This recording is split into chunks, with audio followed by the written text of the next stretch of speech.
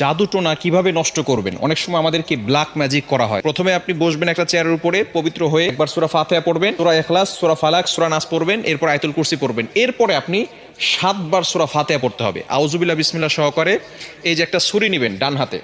ডান হাতে এটা আমি পেন দিয়ে দেখাচ্ছি, আপনি একটা ছুরি নিবেন। ডান হাতে একটা ছুরি নিয়ে আপনি মাথার উপরে রাখবেন এভাবে। এভাবে রেখে আউযুবিল্লাহ বিসমিল্লাহ সহকারে সূরা ফাতিহা পড়বেন। পড়ে আপনি ছুরিতে ফু দিবেন। ছুরিতে ফু দেওয়ার পরে এরপরে ছুরিটা শরীরের সাথে টাচ করবেন না। টাচ না করে আপনি একেবারে সোজা কপাল থেকে নাক বরাবর, বুক বরাবর, ২ পায়ের মাঝখানে রাখবেন। এভাবে ৭ বার করলে যদি কেউ আপনাকে ব্ল্যাক ম্যাজিক করে, জাদুটোনা করে, সেহের করে, তাহলে আপনার সেটা কেটে যাবে, আর কোনো সমস্যা হবে না। এরপর থেকে আপনাকে যাতে করে আর কেউ জাদু করতে না পারে, মাস্ট বি আপনাকে ৫ ওয়াক্ত নামাজ পড়তে হবে। এবং কেউ যাতে করে জাদু করে, তাবিজ করে আপনাকে কোনো ক্ষতি করতে না পারে, ৫ ওয়াক্ত নামাজ পড়ে আয়াতুল কুরসি, ৪ কুল, সূরা বাকারা শেষ ২ আয়াত এগুলো পড়ে